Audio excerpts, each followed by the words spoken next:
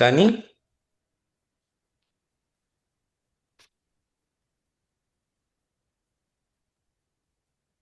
Sir, we can start now.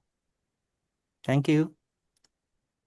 Good day to everyone joining us from across the globe. Welcome to our online forum today, May 7th. This is the 55th webinar under the SEARCA Online Learning and Virtual Engagements, or we call these as SOLVE. Today's forum, Harvests at Risks, Geopolitics and Food Security in Southeast Asia, addresses one of the most pressing realities of our time: how global conflicts, particularly those unfolding in the Middle East, reverberates through our agri-food systems. I am Rico Angkog, Deputy Director for Administration here at SEARCA, and I have the privilege of moderating today's session. The impacts of geopolitical tensions are not abstract. They are felt directly in rising fuel and fertilizer costs, volatility in rice markets, and growing uncertainties in food supply chains. This makes our forum today both urgent and highly relevant for policymakers, for researchers, practitioners alike. So to formally open our program, may I now invite the Center Director of SEARCA, Dr. Mercedita Zambilla. Dr. Zambilla, the screen is yours. Thank you very much. Thank you very much, Rico. Distinguished colleagues, esteemed partners, and friends, good morning. It is my privilege to welcome you to this forum, Harvest at Risk, Geopolitics, and Food Security in Southeast Asia. We convene at the time when global conflicts are reshaping the very foundations of our food systems. The ongoing war in the Middle East, alongside continuing crisis in Ukraine, has disrupted energy, fertilizer, and food markets. Although fertilizer prices eased in 2025, the World Bank projects a 31% rise in 2026, as higher energy costs and conflict-related disruptions continue to put pressure on global fertilizer markets. In the Philippines, our Department of Agriculture recently reported fertilizer prices almost doubling, rising from 1,650 pesos per sack to 3,000 pesos per sack. This movement will translate to higher rice prices come harvest season sometime in September to November. Price and market volatility remain high, leaving the smallholder farmers exposed to sudden shocks. For Southeast Asia, the stakes are particularly high. ASEAN paddy production is projected to reach 211.19 million metric tons in 2025-2026. Yet internal trade imbalances persist. Thailand and Vietnam remain to be major exporters, while populous nations like Indonesia and Philippines are structurally import dependent. This dependence exposes countries to global price swings and supply disruptions, especially when geopolitical crisis affects shipping routes or energy costs. The situation becomes worse when trade policies are exploited during such crises to prioritize national interests, protect domestic industries, and gain competitive advantages. These realities remind us that food security is not about production, it is about resilience. Resilience means building systems that can absorb shocks, adapt to change, and recover stronger. It requires strengthening institutions, investing in innovation, and ensuring that smallholders and vulnerable communities are not left behind. Resilience also means recognizing our interdependence. ASEAN's food security is regional in nature. No country can stand alone. Shared reserves, harmonized standards, and coordinated responses are essential if we are to withstand future disruptions. And resilience must be transformative. Short-term stabilization is not enough. We must embed sustainability, inclusivity, and innovation into every architecture of our food systems so that they are not only productive, but also equitable and future ready. We are privileged today to hear from distinguished experts who will bring empirical insights and country perspectives from India to Vietnam, from global institutions to national agencies. Their voices will help us understand how geopolitics intersects with food security and how Southeast Asia can respond with foresight and collective action. For SEARCA, convening this dialogue reflects our enduring mission to serve as a catalyst for knowledge, policy, and practice. We believe that resilience is not built in isolation, it is forged through partnership across borders, disciplines, and sectors. Let us approach today's discussions with urgency, but also with wisdom. The shocks we face are global, but our solutions may be regional, inclusive, and transformative. Together, we can turn vulnerability into resilience and risk into opportunity. With that, I warmly welcome everyone to this forum, where our exchange today inspire concrete strategies and collective action towards a more secure, sustainable, and human-centered food future for Southeast Asia. Thank you. Thank you very much, Dr. Sumbilia, for setting the tone for today's forum. Before we head to our experts' presentations, here are some reminders for all of our attendees. First, there will be an open forum later, of course, but here's how you can ask a question. If you are tuned in via SEARCA's Facebook page, you may type your questions in the comments section. Please include your location or country of origin. If you are registered and tuned in via Zoom, please post your questions or comments in the Q&A section located at the bottom or top of your screen. Please include your location also, or your country of origin. You can also type in your questions at any moment or while the resource speakers are presenting, and we will try to gather them and facilitate during the open forum.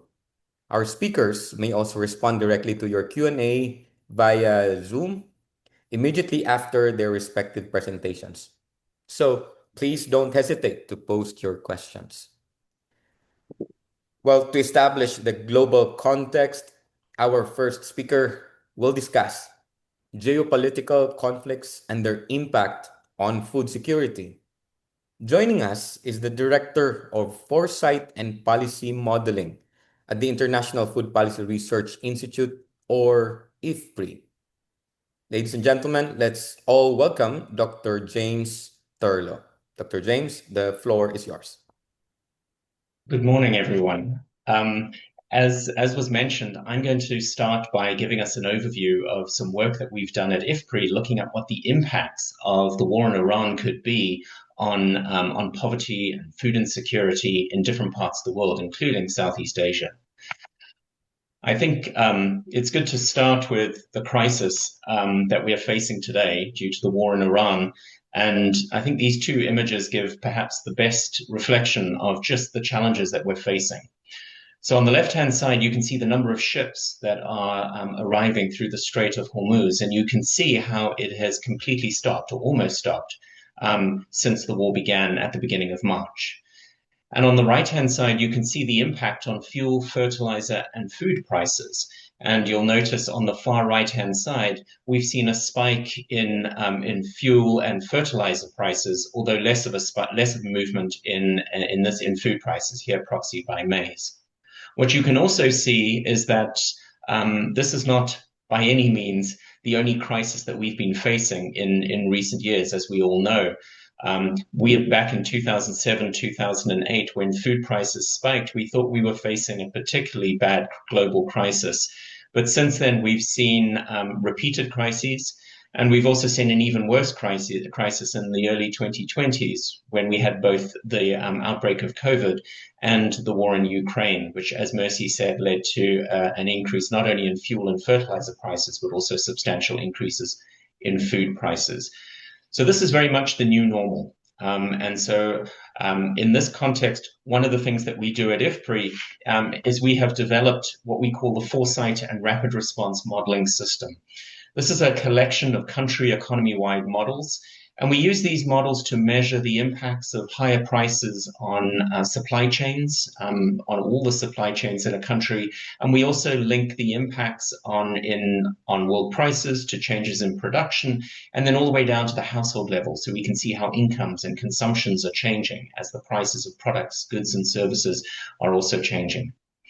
So when the war in Iran started, we saw prices rising again. We fired up the farms system, and we used it to simulate the impacts of what we think the Iran war could be. So clearly, we're looking at a situation with higher fuel and fertilizer prices, and we'll be modeling an increase. You can see them on the bottom left: a 60% increase in crude oil prices, a 50% increase in petroleum prices, and a 40% increase in fertilizer prices.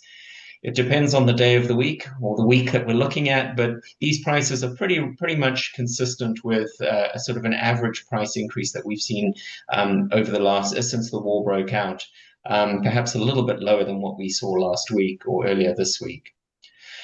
The increase in fertilizer prices leads to a decline in fertilizer use, and that has implications for crop yields. And I think that's a particularly important impact channel for the discussions that we're having today.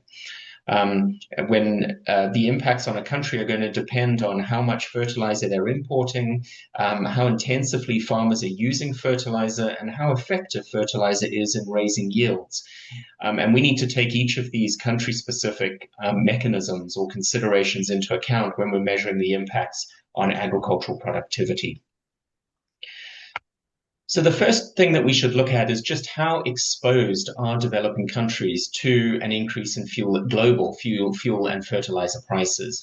And what you can see on this slide here, on the far left-hand side, is the share of fuel imports in the total supply of fuels available in a country. So if a country is entirely importing all of its fuels, like Cambodia, and these are petroleum products, importing all of their petroleum products, then you'll see 100%, whereas other countries like Indonesia and Vietnam have some domestic processing or production.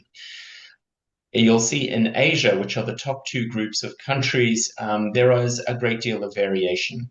In regions like Africa, almost all of the fuel and all of the fertilizer in most countries is being 100% imported or near to.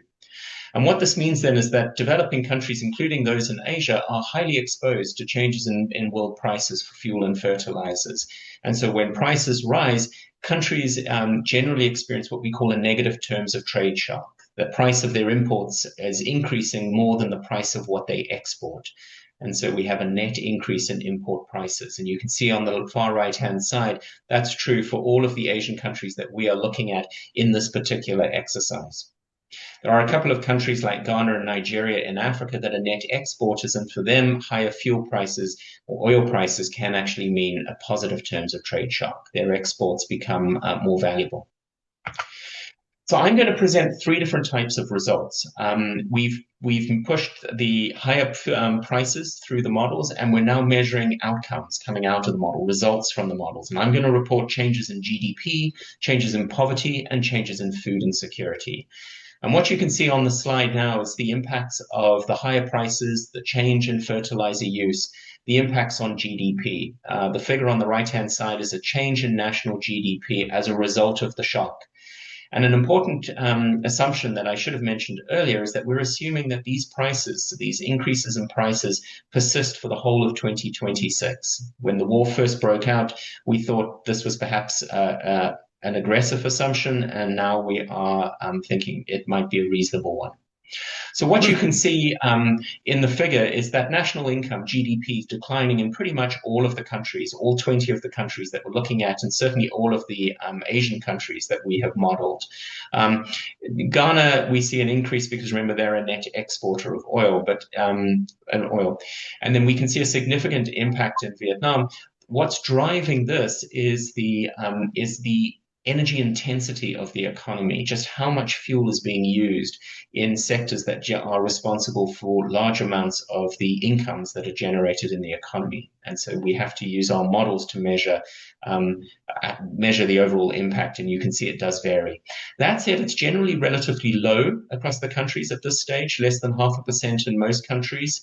Most of the increase is driven by fuel prices, which is the dark green bars in the figure, and less by the increase in fertilizer prices.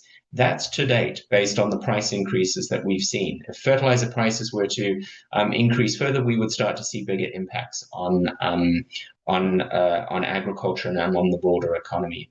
I'm not showing it here, but impacts on agriculture are larger, and fertilizer prices have obviously a more direct impact on what's happening in agriculture. On the second set of results, we're looking at poverty impacts, and you can see that in most countries, including those in Asia, we expect an increase in poverty. The only exception really are those oil exporting countries that we're modeling in Africa. Again, we see higher fuel prices being the main driver of any increases in poverty. And that's because poverty, remember, captures a much broader set of incomes that are generated across the economy. When we talk about food security, we'll focus mainly in on agriculture. But for poverty, incomes can be earned anywhere in the economy, and we're seeing fuel prices have economy-wide impacts, negative impacts therefore on poverty. Although these may look like relatively small changes, these are small percentages in some countries, they can mean quite large increases in terms of millions of people. And what we're seeing in millions of people being pushed into poverty, especially in Asia. And so this is certainly a major concern for many countries. The third set of results that I'll present around food insecurity or food, and so we're looking at undernourishment. And here the story is a lot more mixed. Impacts vary a lot more across countries and are far more driven by what's happening to fertilizer prices and impacts on agricultural production, food supply. And so here you can see that in general, undernourishment worsens in most countries, but there are some cases where undernourishment actually falls, and it depends on what's happening to countries' trading positions overall. Of course, if fertilizer prices were to continue to increase, and this is something that we're watching very closely, then we could see impacts on food insecurity get significantly worse. And we're waiting to see what happens in terms of trade restrictions. If some countries start to ban exports, which we've seen some indications, then that could worsen the situation. And of course, many countries may have already planted, and so the planting season may be coming. They may not have yet procured their fertilizer, and so we may not see impacts until later in the year. So just to give you a summary, and I'm afraid this was a very brief presentation, but our current assessment at the moment is that we do expect poverty and food insecurity to worsen, and certainly worsen if we see higher prices persist across the year and increase even further. We're particularly concerned about fertilizer prices and fertilizer availability, and so this is something that we're monitoring very closely. The impacts that we're seeing at the moment, it's worth pointing out, are smaller than what we saw during the Ukraine crisis. On the right-hand side, you can see the variation in poverty in any given year, and this is dependent on changes in climate, changes in world markets, and this is the box and whisker plots give a range of what we would expect poverty to fluctuate around in any given year. The light green pluses are the impacts that we saw during the Ukraine war. And you can see for some countries, these really were outlier events, very severe crises. The crosses, the darker green X's, are what we're seeing at the moment from the spike in fuel and fertilizer prices. And you'll notice it's generally below. It's not as severe as we saw during Ukraine. I'm afraid I didn't produce this for any Asian countries. Apologies, but it's also true in Asia as well. So we are watching what's happening to fertilizer prices. We have yet to see major increases in food prices across most countries, but governments are already concerned, and so we're already responding to requests to look at the impacts of fuel subsidies on trying to offset some of these shocks. And some countries are starting to worry about fertilizer availability, and I'm sure that's true in many parts of Southeast Asia. Thank you very much. Thank you very much. Thank you very much also, Dr. James. That was a very insightful presentation and for clearly laying out the broader global context shaping food security today in relation to a number of those crises. Now, to also deepen our understanding, we now turn to how these geopolitical dynamics are affecting Asia, particularly Southeast Asia and its neighboring countries. Our next speaker will discuss pathways to building more resilient food systems amid the Middle East crisis. Let's all welcome the Krishi Chair Professor at Zhejiang University and the head of the East and Central Asia Office of IFPRI, Dr. Kevin Chen. Dr. Kevin, the floor is yours. Well, thank you so much. And in particular, I want to thank Mercy for the invitation to this very important and timely webinar. And really pleased to be here. And the topic actually is given to me. It's quite broad. And but I'm not going to talk about building food system resilience in broad term, but focus mostly on the energy and on the fertilizer. And what happened in Southeast Asia and what will happen to the China. I'm going to put a particular angle on China, how China deal with the situation.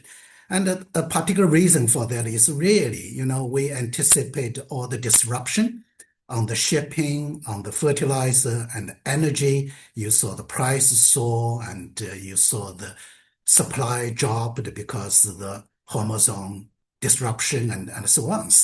But China seemed to become the one of the stabilizer in during this particular crisis. So I want to explore a bit with the audience and how that happened, what China done, and what that mean for the Southeast Asia. So next, please. Well, my colleague James set the stage very well. And so I'm not going to spend really much time on these particular slides, other than mention that, the number of shipping passing through the Hormuz are basically dropped to zero, as you can see from the right-hand side figure, which I presented here, and also Jim also present a similar type of thing. And we also feel very limited alternative routes for that. So that means the impact could be lasting if the war continues, right? And in particular, the land-based alternative seem to be very limited. So let's move to the next slides, please. So if we do look at, please, let's move to the next slides. And if we particularly look at the energy situation in Southeast Asia and China, well, prices increase quite a lot, quite rapidly. And now the oil price is over $100 per barrel, right? So that's continue to rise, seem to be. And also we see the price of oil increase significantly, and the export of the liquefied natural gas from Qatar has been dropped. And this particular natural gas is the key input for the fertilizer manufacturers. So that's going to affect the supply of fertilizer quite significantly. And China, in the way, also take the imports, but the major imports of the natural gas for China is from Russia, right? So that's certainly built some shield for China in terms of coping with the situation related to the energy. And we certainly see this kind of change in the energy situation going to put high pressure on the agricultural machinery, irrigation, and transportation. And it could lead to 35 or 52% increase in the cost of planting and harvesting. So the impact has yet to come, really, right? By the end of the summer harvest, we will see the real impact. So next slide, please. So let's move to talk about fertilizer. That's probably certainly the very key impact that this particular crisis is going to have. And if we look at the fertilizer and in Southeast Asia and China, we see the urea price is jumped, right? Almost 30+% in the Southeast region. And shortage of the nitrogen fertilizer, phosphate, and compound fertilizer is expected. So during this harvest season, the country in Southeast country going to affect significantly. Along together, even the farmer in the United States and so on are face the similar situation, are going to affected by that. And if we look at the dependency of fertilizer trade on the Middle East in the east and southeast of China, China is relatively low dependence, and Thailand has a high level dependence, about 50 to 70%. Philippines about 10 to 20%. Vietnam, Indonesia, Malaysia is relatively low actually, and but however, depends on what type of fertilizer, dependency also changing. So we need to pay specific attention to those type of issues.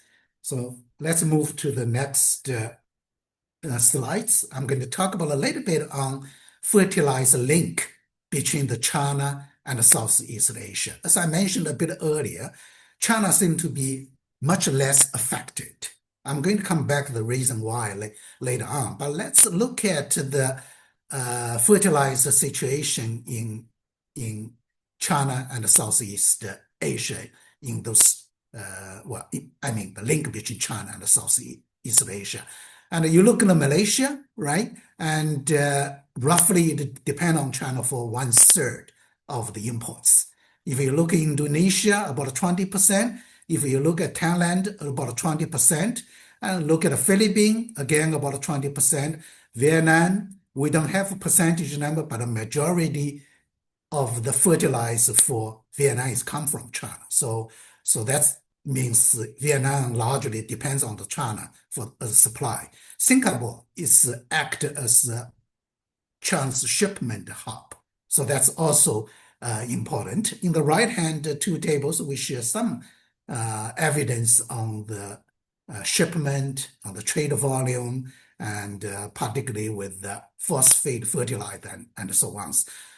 This particular slide really showed us China is very important in the fertilizer supply to the Southeast Asia. So let's move to the next slides. So what is the situation in China in terms of fertilizer production, storage, and trade? And trade, I already talked about that in the previous slides. Southeast Asia seem to be dependent on the source of fertilizer from China. And in some countries more significant, in other Southeast Asia countries less. But overall, China play quite a substantial role in exporting the fertilizer to the Southeast Asia countries. So that's why how stable the fertilizer production or supply in China is going to be very critical in this very fluctuating crisis time, right? So what China does, so one thing in particular in the technology, it's right now is a big plus for the world in the way. China actually, unlike other parts of the country, China rely on the coal to euro production technology to produce the euro rather than depend on the natural gas. So what does that mean? That means China's fertilizer production are not affected significantly by the availability of natural gas. Moreover, the supply of natural gas to produce the euro production in China is also not solely relying on the Middle East. China's source of the natural gas is from Russia, from Central Asia. So that means the China's production fertilizer, particularly nitrogen, are not affected negatively or significantly in that situation. So that's good sign for the region, right? If we look at the trade volume and so on. So that's the first thing I want to mention, very important. And the second thing is China has long been building the different kind of the reserve system. It's a long-term type of way to dealing with the resilience. In particular, that's related to the fertilizer reserve, which is very important. We're all very aware the ASEAN +3 rice reserve, right? but we haven't really heard much on the fertilizer reserve side. And China certainly take a very strategic action on that. They seem to be able to anticipate what could happen. So they are building the storage system to store the commercial fertilizer starting 2024. So during this crisis, in order to make sure this adequate supply domestically, China was able to release 10 million metric tons of fertilizer to the market. So China's fertilizer price is about 1/3 of the global price. So that's a very, very, very important. Third thing, the measure is the export control. For China, maintain food security is the #1 policy goal, right? So this is very important. So China's policy goal is to make sure during this spring planting season, farmers in China will have access to lower priced fertilizer and have access to the abundant fertilizer. So they introduced the quota system for the fertilizer until the end of August. So that's important policy measure we needed to be aware. The fourth is China also, during this period of time, expressed the willingness to strengthen the regional cooperation. So new export license may be reassessed or approved in the summer, depends on the situation of production, agricultural production in China. And the fifth factor I want to mention, and RCEP, trade facilitation are there. So this is good facilitating regulatory policy trade agreement, regional trade agreement in place to facilitate the fertilizer traders with lower tariff and so on. So we need to look at this kind of situation in an integrated way. So we put all those together. Let me move to last slides I have. What kind of lesson we learn? So please move to the next slides, please. So few policy consideration that I want to mention. And clearly, to dealing with this kind of crisis, it's require a good foresight. It's require evidence-based foresight. It's require government to generate strategic actions. What do we need to do? So we need to look at the energy, fertilizer, water, and food nexus for building the long-term resilience. So this is the #1 lesson from China's experience. That's what they did, right? They look at energy side, they look at the water side, they look at the food side, and they look at the fertilizer side, how in integrated way.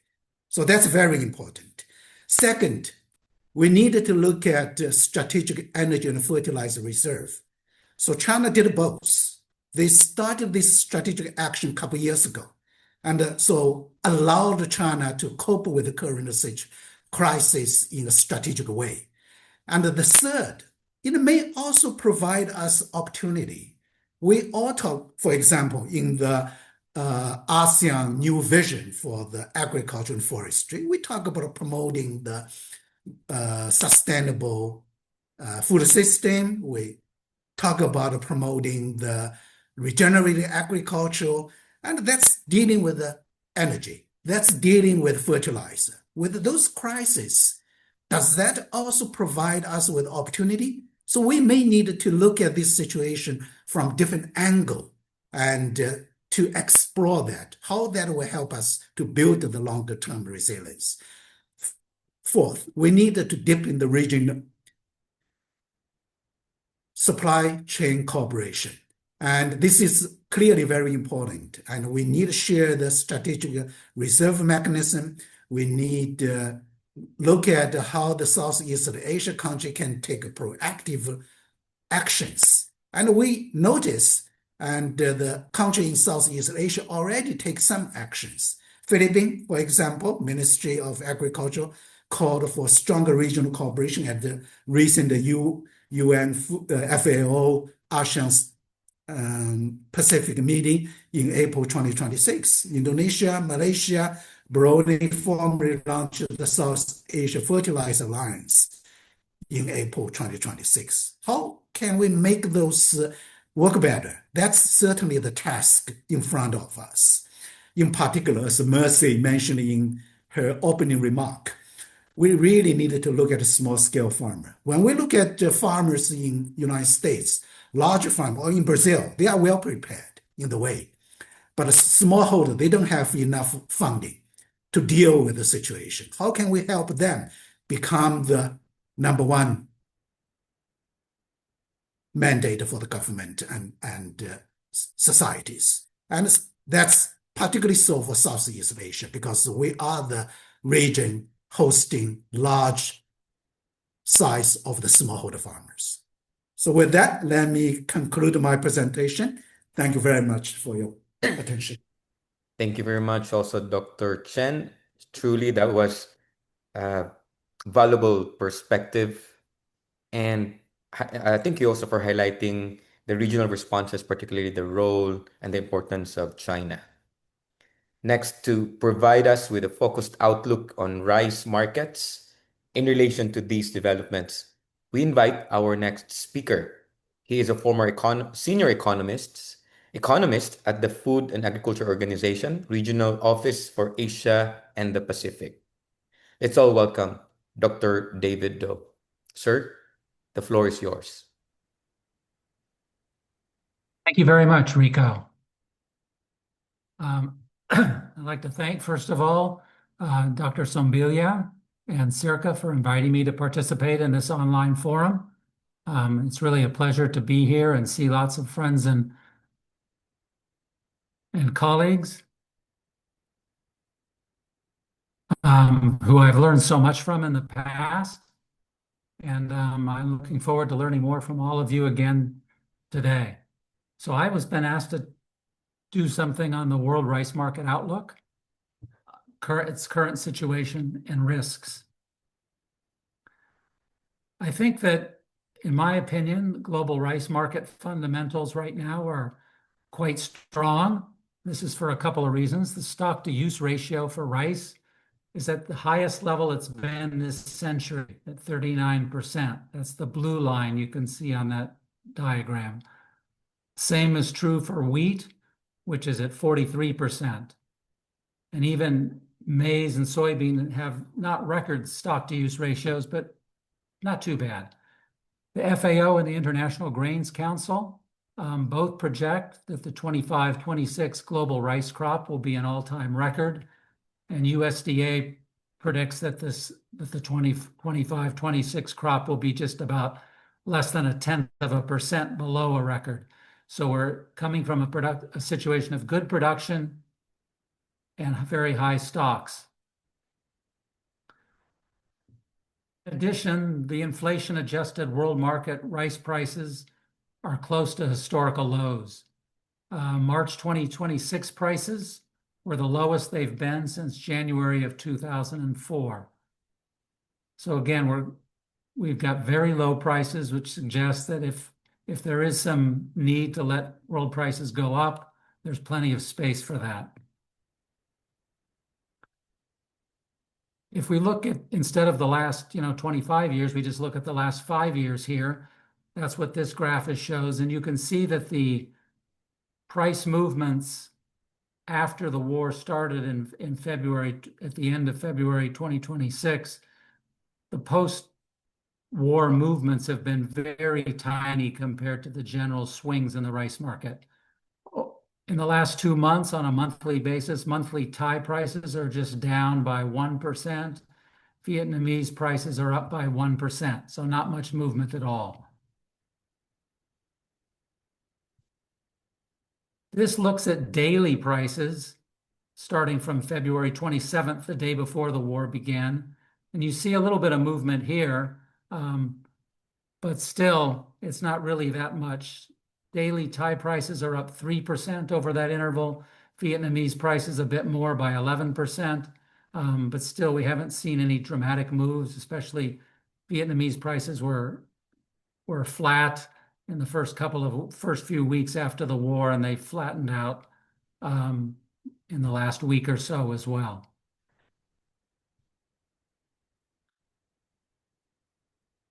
Now, that doesn't mean that everything's great and there's no problems at all. There are a number of very serious risks to the world rice market, even though it's been pretty stable so far. The first one is obviously an extension or escalation even of the Middle East war, leading to even higher urea and diesel prices. Already, monthly urea prices have increased by 82% in 2 months. The prices of phosphorus and potassium fertilizer have increased much less.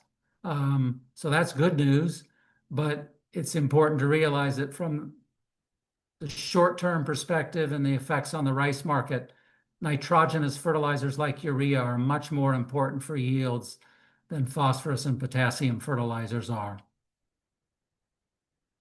A more positive spin on it, though, I think that maybe requires a little bit of more thinking about it. World rice prices didn't increase that much, though, after urea prices tripled in 2021. So there is some recent history of the world rice market being resilient to big increases in fertilizer prices. We'll see if this goes on for a while, we'll see if that can continue to hold this time. There's a bunch of other risks as well, besides higher fertilizer and fuel prices. One is hoarding by governments and our consumers. We saw some of that happen in the 2008 crisis, where especially governments started to go in and tried to procure more stocks while prices were rising. And in some ways that's understandable, but it also contributes to, it can contribute to some kind of panic and self-fulfilling prophecies that just push prices up. We may have to worry about speculation by traders and farmers. Another thing that James mentioned earlier is trade restrictions from key exporters. Thankfully, we haven't had any of that yet. Let's hope that we don't have that, but those have played a key role in most of the price spikes on the world rice market in the past. And finally on this slide, another possible problem is increased demand for biofuels, which would lead to higher palm oil and maize prices.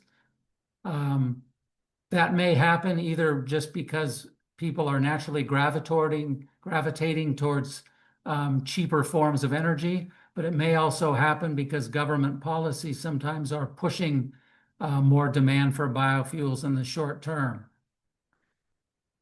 Those will lead to higher palm oil and maize prices because those are the feedstocks for biodiesel and ethanol. Because maize and wheat are both used for feed, that can spill over into wheat prices.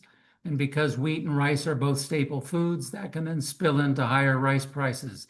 So there's kind of a chain reaction that could happen there that leads to higher prices.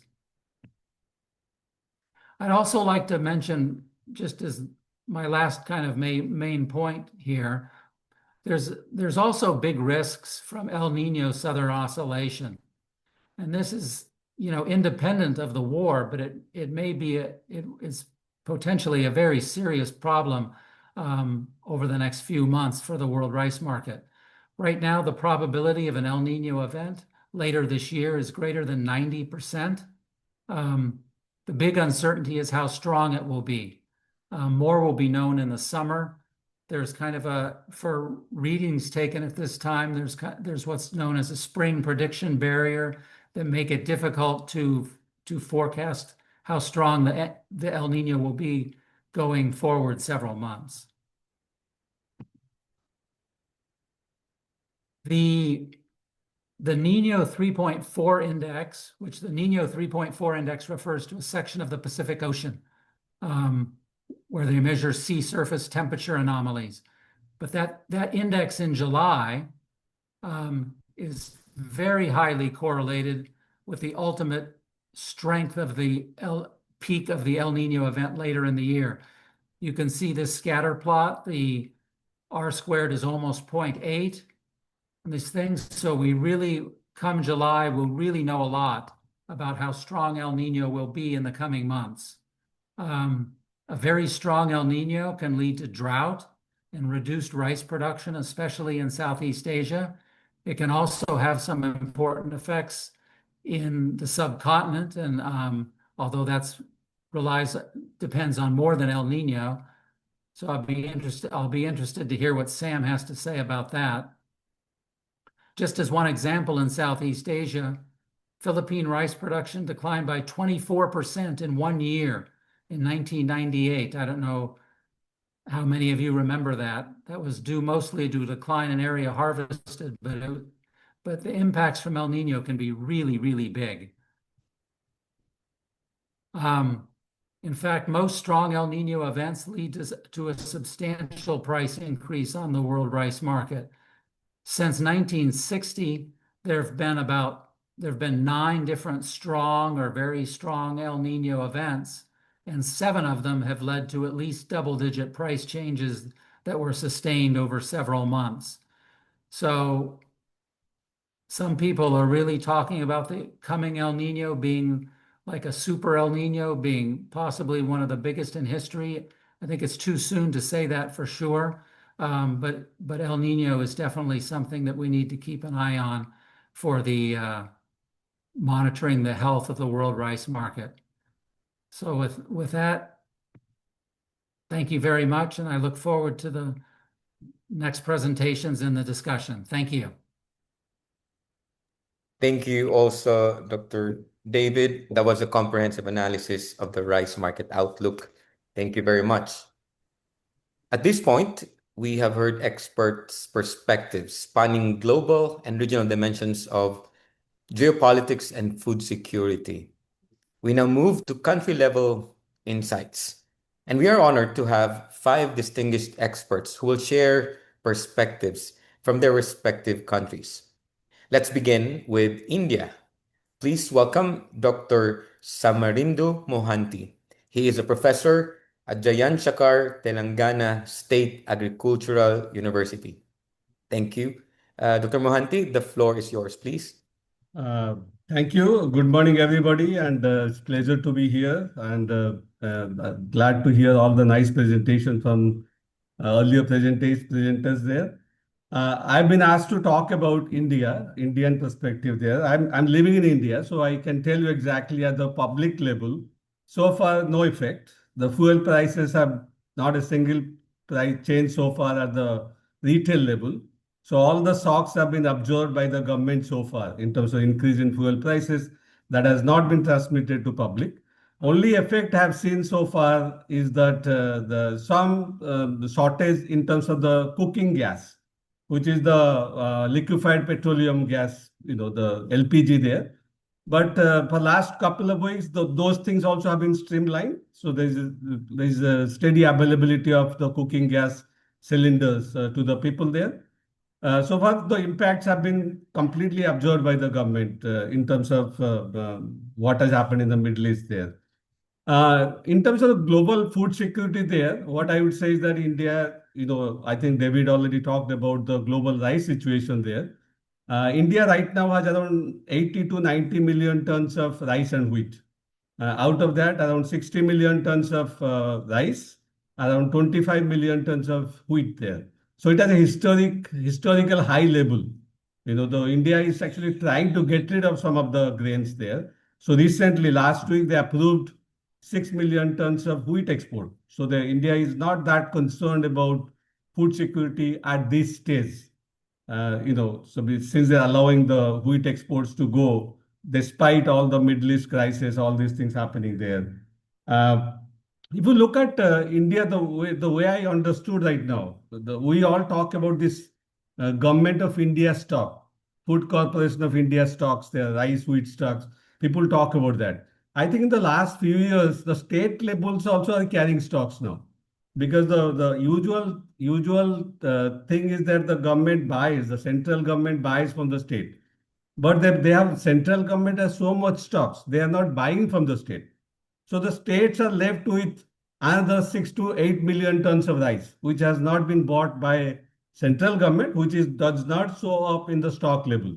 So you can add another 7 to 8, 9 million tons of state rice and rice stocks particularly, which has not been bought by the central government there. So I would say Indian situation, the rice prices continues to goes down. Indian price quotation continue to go down. And some of the states are also desperate to sell to the foreign market. I facilitated the state of Telangana, the largest rice producers, to link up with Philippines. So they have sent 3 vessels of rice to Philippines. And those rices are well liked by the Filipino consumers, what I heard. So the situation in India is very different from what I hear from Southeast Asia and other part of the world. Going forward, David talked about the El Nino there. I really don't see any sort of impact on the rice production in India due to El Nino. You might see some, household level food insecurity because of the El Nino happens. We have 90%, 92% of the long-term average rainfall there. I don't see the states where the most of the marketable surplus comes, they're all mostly 100, very close to 100% irrigated. So if there is some sort of rainfall deficit or the monsoon disappears, I would imagine that the farmers will use the groundwater or the canal irrigations to irrigate the crops. So nobody expects a huge impact of El Nino on Indian rice production, at least in the coming season there. So far, the fertilizer prices has been not increased. Government still absorbing all the increase in fertilizer prices. The farmers still, the urea price is still 92% subsidized. The global prices is 900. Indian farmers get it at around $80 per ton. And the government still assures they have a sufficient amount of urea and NPK to distribute it to the farmers there. So overall, I would say the El Nino may not have that much impact, or even the Middle East crisis should not have that much impact on Indian kharif production, which is the main crop coming up in the coming months there. So I don't expect a lot of impact on the crop size or the production side on India there. One thing I would like to mention that although globally the rice situation looks pretty good, we have historical stock to use ratio. David showed stock to use ratio is close to 40%. Overall, it looks very nice. But if I have to tell that what will be my price prediction for next 5-6 months, I will say my price prediction will be $300 to $1,000. Despite all this stuff we are talking about, still things can get really ugly depending on what happens in particularly Philippines and Indonesia. As these are the two importing countries, can create a lot of havoc, a lot of panic. If the El Nino affects these two countries, particularly Philippines and Indonesia, and if these two countries import another 2 million ton more than what they have been importing, okay, so very easily the price can increase by $600, $700, $800 very easily. Although 2 million ton is nothing because India is sitting with 80 million tons of paddy or rice there. So the rice market is very finicky in the sense that very difficult to predict what will happen to prices. But if everything goes well and there is no panic from Indonesia and Philippines, actually I think the prices will go down. I expect the prices might go down if everything just business as usual. No panic in the market. No abrupt purchase by Indonesia and Philippines, which might take the prices very higher level there. So overall, my prediction is that the Indian situation is very calm and the things not going to be that bad, particularly for rice. You might see some El Nino impact on the non-rice crop, particularly the millets, pulses, oil seeds. You might see some negative impact on the yield there. But I don't expect the El Nino will have much impact on the Indian kharif rice production there. With that, I think stop and Thank you, Dr. Mohanty. Very interesting points. From India, we'll move now to Indonesia. And we have a professor from the University of Lampung. Let's all welcome Dr. Bustanul Arifin. Sir, the floor is yours. Thank you very much, Sir Nico, Ma'am Mercy, and everybody, James and Professor Ning. Thank you very much. I don't have much time. I have 5 minutes. Let me start. I could share my screen hopefully here. Okay. Ladies and gentlemen, we tried to see the inside. I enjoyed presentation from the speakers, including Pak David Dow recently. How are you, Pak David? Ladies and gentlemen, I don't have to repeat what has been said by the experts earlier. I'm going to just goes to the food price inflation. In Indonesia, the price impact start happening, Rico. But we really consider about the impact of the inflation to the poverty incident. It is very, very common. I think it's everywhere, not only Indonesia, but also in the world. Because I will be starting with this data. Ladies and gentlemen, our farmers are very smallholder, very small. I think you cannot imagine that. I just realized as well. Look at that, the average here. This is the all agricultural census.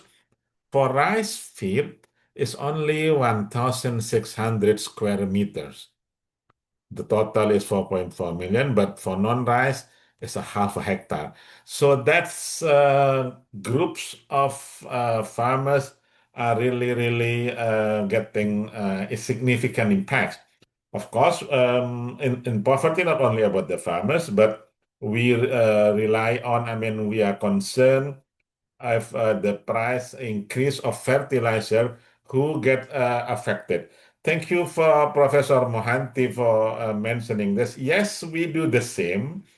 At the same time, the government absorb, if you want to call it, the impact. So far, we maintain the fertilizer subsidy. How far, how strong are we? The term of state budget, maybe not very strong. So the impact are both impact of fuel price and the impact of fertilizer price. But those are still manageable, absorbed by the government. But I'm not so sure after July or maybe October. The second challenge is because of, we call it Godzilla drought. I'm not so sure. Maybe Rico, you have the same thing in the Philippines. Our expert, our climatology expert, we call it Godzilla drought. Godzilla drought means it's not long, but very harsh. Starting in June, according to them. So our statistic agencies start making the potential, they call it potential of impact. Look at the 26 here, already here. Just reduced from the average, especially in the last 2 years. This is harvested area. This production here just underneath. Probably in June we about the same thing, about the same level of year. There's numbers over there, but again, maybe we should believe on that. So at least we have to anticipate both the impact of the geopolitics, the impact of climate change, which is drought.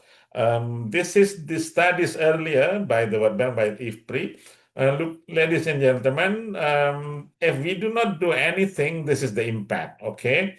All negative except tubers in 250. If we do not do the mitigation, the impact is worse. However, agriculture is also a contributor of the greenhouse gas emission. So this double short edge, which is also very, what do you call, big challenges for the whole food security episodes. look at the price. I just download the price until yesterday. This is the rise up here, start increasing. We starting from 2005, but whether the impact of geopolitics maybe from here still, but from here, from the Ukraine, are starting all over here. And the bad thing is of here, the beef price. Beef, including even though we're producing palm oil, the cooking oil prices is increasing as well. Ladies and gentlemen, this is the whole impact of food security and vulnerability atlas. The map is updated every year, Rico. But look, and here the what do you call the spread or the disparity of the impact is very wide. In Papua, you can see red color. Red color is actually priority. Priority 1, priority 2, priority 3. The green one are okay.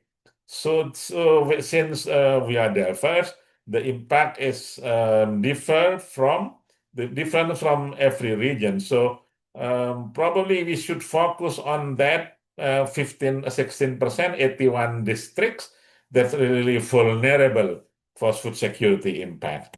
Last slide.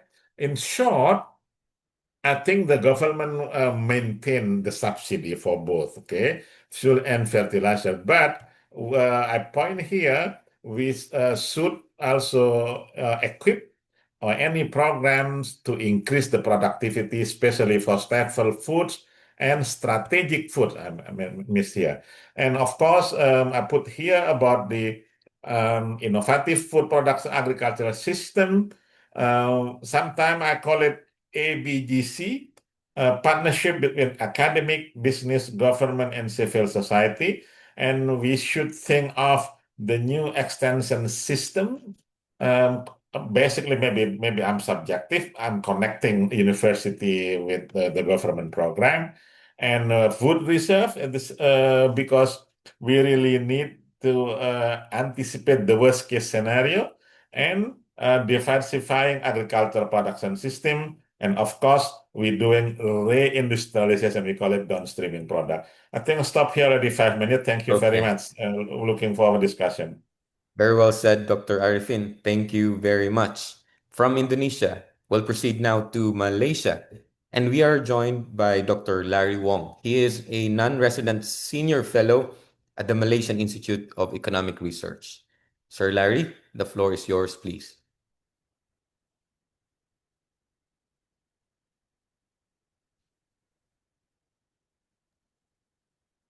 Okay. Dr. Larry?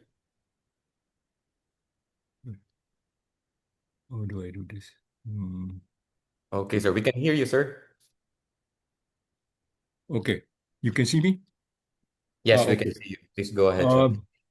Thank you so much, Rico, and thanks, Mercy, for the invitation.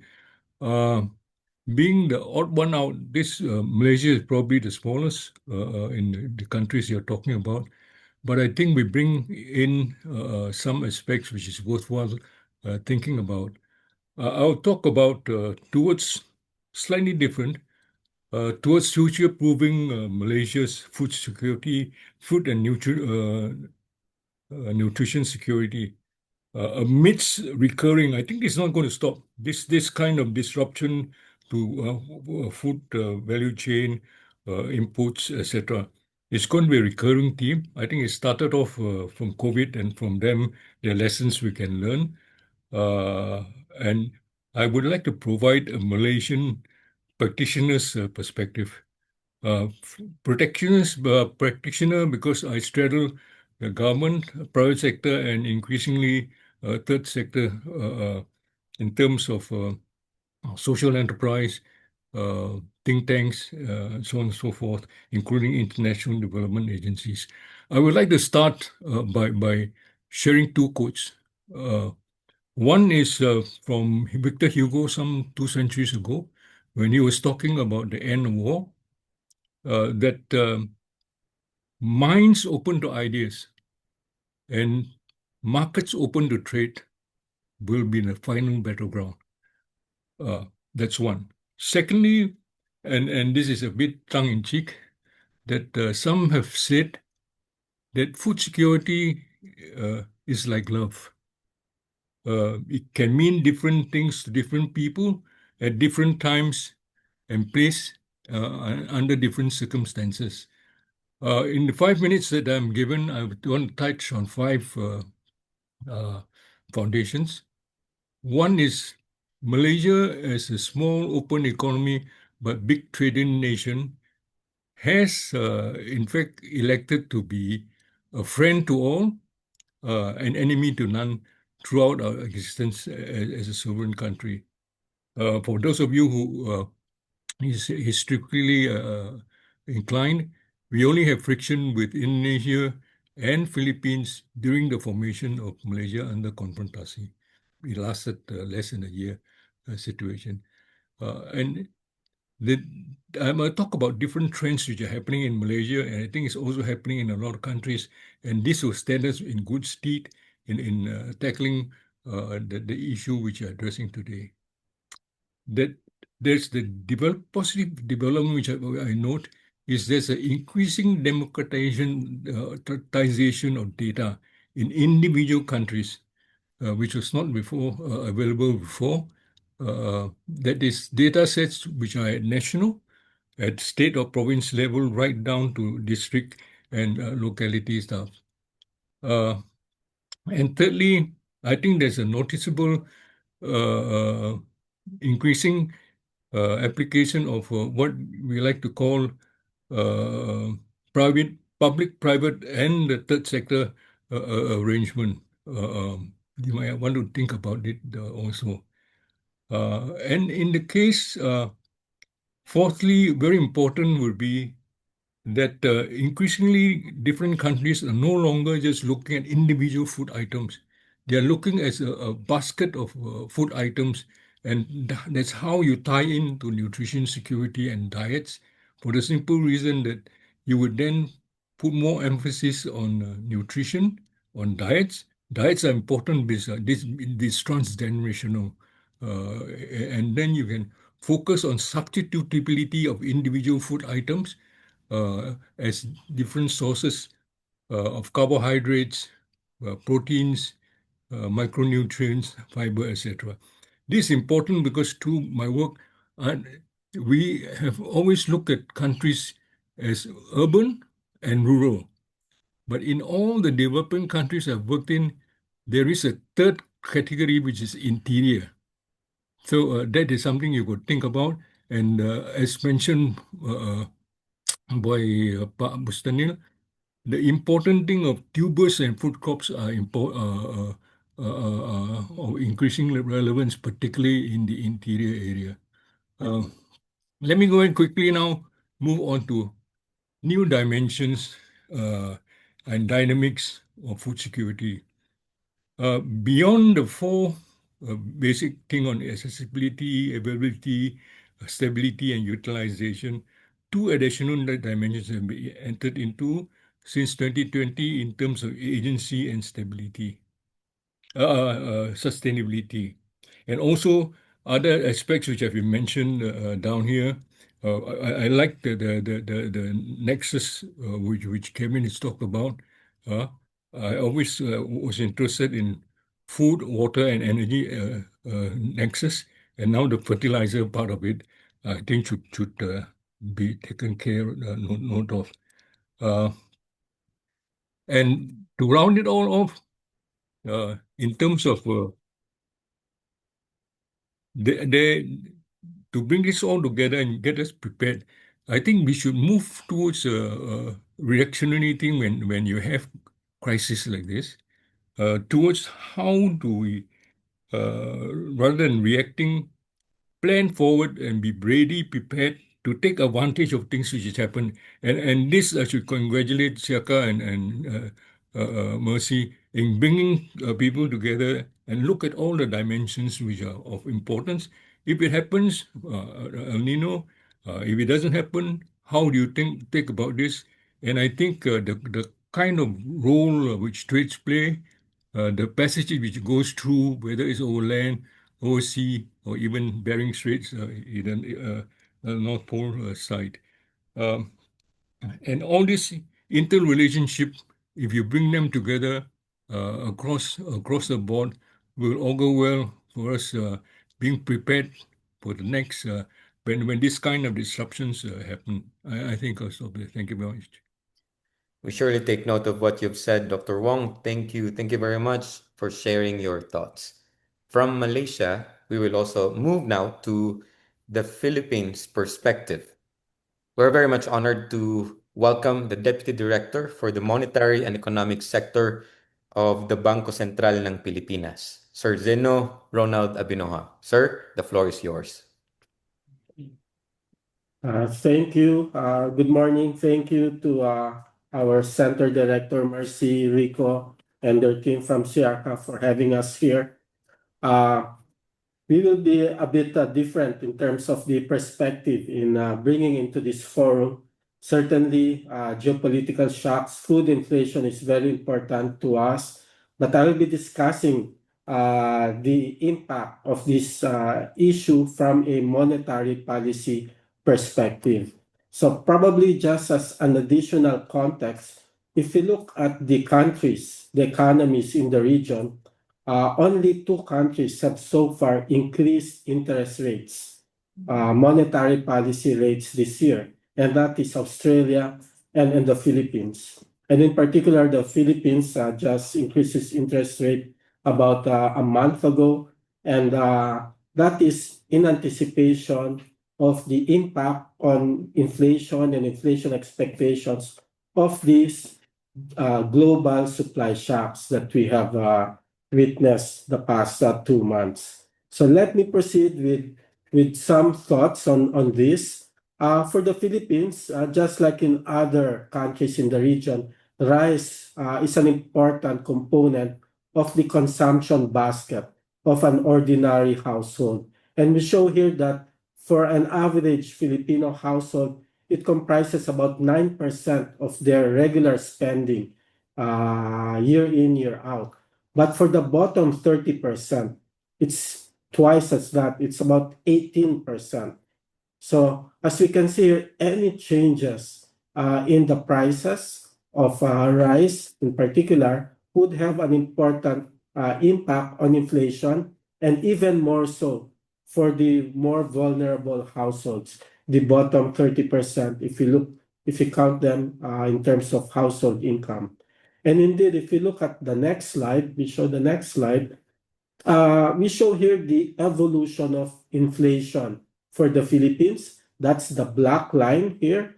And the components, we decompose it to rice, other food, and non-food contributor to inflation. And we can see, for example, when there were increases in international rice prices back in 2023, that spilled over to domestic rice prices, and rice contributed a lot to the increase, to the elevated inflation that was experienced in the Philippines back in 23. But when international prices went down, domestic rice prices also helped push inflation at lower levels, for example, in 2024 and 2025. But recently, in 2026, we've seen rice inflation again, contributing a lot to overall inflation. And that's a combination of higher transportation costs and some also the seasonality, like the lean season that we are experiencing right now. But rice is important not only because of its direct contribution to inflation numbers, but also in the formation of inflation expectations. And here, rice is what we call a salient price. It's a salient commodity because if you know something about rice, if you know something about transport or fare, just those two components, if you can go back, then you know more about what people think or what people expect inflation to be moving forward. And that is the mandate of central banks in the region. to make sure that inflation becomes stable within a range of our target over a period of time. But if rice prices, fares contribute to increases in inflation expectations above the inflation target at some point in the future, it's going to take more actions, more drastic action from the central bank to help inflation expectations go back to the target. So rice is very important to us because of that. It's a salient price that is very much closely watched by households, and it plays a major role in terms of their formation of future inflation. And how is inflation expectations coming along? So we had this survey, for example, of economists. We do surveys of households, businesses, but we show here the forecast of economists for this year, the next 24 months, and the next 36 months. Earlier in the year, February, and I think that's the bottom line, that's the bottom green line, inflation was close to the target of 3%. But because of the global shock that we experienced, we see that expectations suddenly shifted higher over the next 3 years. And that could be manageable because people think that inflation will come back to target after 3 years. So that's fine. We say that to some extent, there is some anchoring of expectations. But what we can see now, what we are worried about is that the 3-year expectations of inflation is shifting consistently upward, and it could go away from the 3% target. So that is one thing that we are closely watching. And what we are looking at is how fuel, energy, and food, including rice, particularly rice, are playing a role in this formation of these expectations in the next 1 up to 3 year forward. In the next slide, we've seen this before. We are also looking at not only oil and rice, but of course, fertilizers. It has spilled over. International increases in fertilizer prices have spilled over to domestic prices, increasing by 40-50% in recent weeks. And in the next slide, what would be the implication for this? Well, it depends partly on how much inventory and how much imports are we having in terms of these fertilizers. And if we go by historical experience, let's say if we compare ourselves to the last 5 to 6 years, we seem to be at the low end of the range in terms of the inventory coming into the planting season at the middle of the year. And even imports, it seems to be also on the low side. So this is something that for us at the monetary authorities, the central bank, are being watchful in terms of their implications, their trends moving forward. In the next slide, we've done some back of the envelope exercises and see what could be a possible impact on major food commodities, given a scenario where we had a shock both in terms of transportation costs, fertilizer, and fuel. And as we can see here, that for some of these food items like corn, palay, vegetables, and fruits, it's the fertilizer component that could have a big impact on future price changes. But for fishing, aquaculture, it's the transportation and the fuel prices that would be more important in terms of understanding the impact of this global supply shock.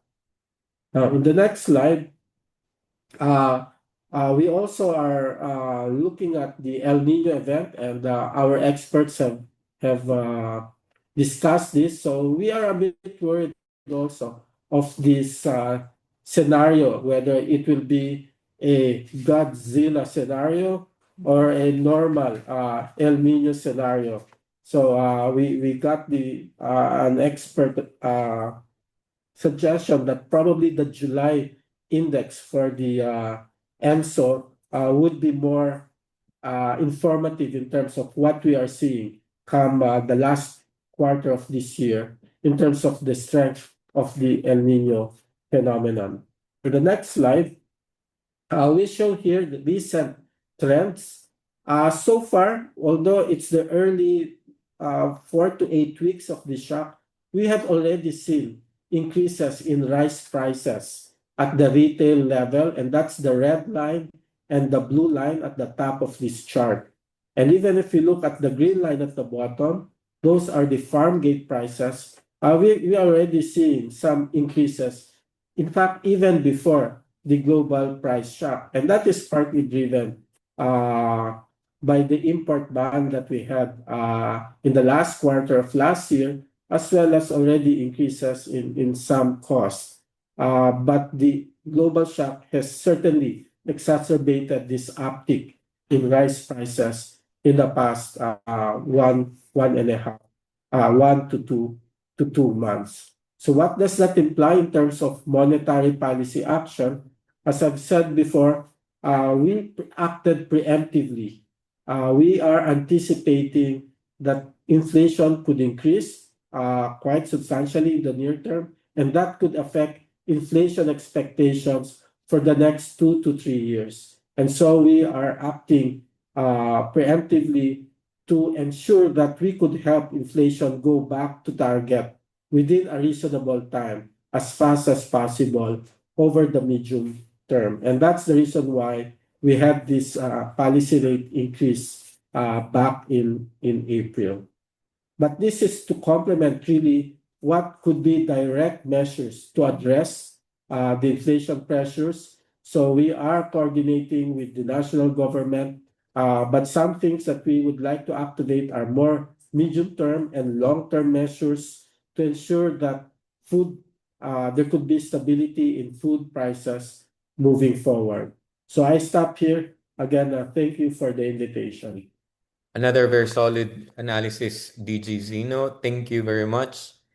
From the Philippines, we'll move to our last country presenter. We have Dr. Bui from Vietnam. He is the chairman of the Vietnam Rice Industry Association. Let's all welcome Dr. Bui Ba Bong. Sir, the floor is yours. Thank you so much, ladies and gentlemen. Firstly, I wish to express my thanks to the organizer of SEARCA for inviting me to participate in this important meeting. I would like to brief you the situation of rice production in Vietnam. In January to April, the time of the Middle East war crisis, the rice export in Vietnam in 4 months reached above 3 million tons of rice, increase in volume 11%, but decrease in the value. Increase a little in terms of volume, but decrease 11% in terms of the value. So it means that we still contribute the export exporting rice to the world so much. And for the rest of the year, it is expected Vietnam will continue to export rice. It may reach from 7 to 8 million tons this year, and we also hope that the price will, the exporting price will be improved. In terms of production in Vietnam, by now we already harvested the main season of the year. We call it the dry season, and it's good crop. And we continue to produce the wet season crop, and we do hope that the yield and production not much reduced due to the production cost or the fertilizer cost. So in general, in this year, Vietnam still contribute rice to the world market to fulfill our duty to contribute to global food security. Of course, we ensure totally the food demand of the country. And in Vietnam, for the last 4 years, we launched a very good program to improve the rice production and rice export by increasing the sustainability of rice production to give a farmer using less input decrease 30% of the input cost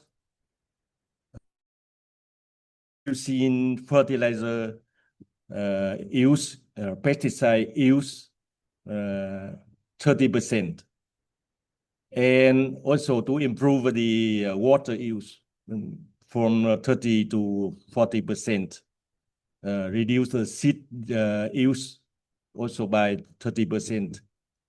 By reducing all the inputs, particularly those from, the chemical input, farmer can save 30% of the cost and increase the income from 30 to 50%. And more importantly, recently, to combine with reducing all these input costs, the government launched the measure to reduce the emission from rice also through applying the AWD, we call alternate wetting and dry water management, and the straw management.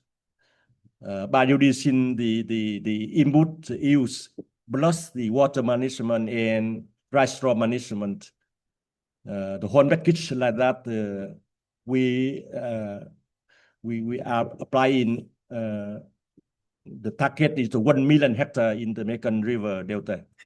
And so far we reached 300,000 hectare already. And to the year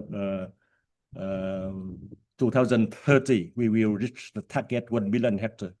So if we apply all the measures, not only we ensure the sustainability of rice production, we call green rice, but we can also reduce the emission around 4 tons carbon equivalent per hectare, 4 tons on average, 4 tons per hectare.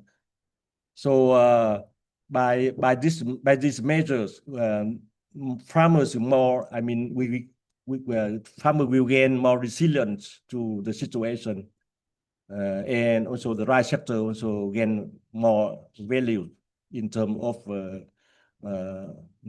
economic value and economic and environmental value also. And very interestingly, we already launched export the low carbon rice to the world. Maybe the first country export low carbon rice in the world. And so far we, our association have granted around 1,000 tons of rice with the brand low carbon, green and low carbon rice from Vietnam. So by this measure, we do hope that we gain more, resilience for the farmers and for the rice sector to cope with the challenges now and the future also. So thank you very much. Thank you very much, Dr. Bowie. So that concludes our country perspectives, and we've covered very rich insights from India, Indonesia, Malaysia, the Philippines, and Vietnam. Thank you to each and every one. Now, we will now move to our moderated Q&A. At this point, of course, we invite our online attendees to this open forum for any questions that you may have for our resource speakers. While we're waiting, for specific questions, actually we received ample questions in our Q&A box, but let me also organize it a bit and raise some questions for our speakers earlier. May we request everyone please to open your video. Okay. For instance, we can start with our first speaker. Okay, Dr. James Turlo is still here. Thank you very much, sir. Okay, very rich discussion.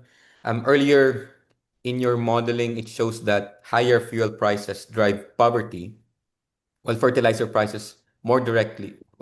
Your modeling shows that higher fuel prices drive poverty, while fertilizer prices more directly impact food insecurity.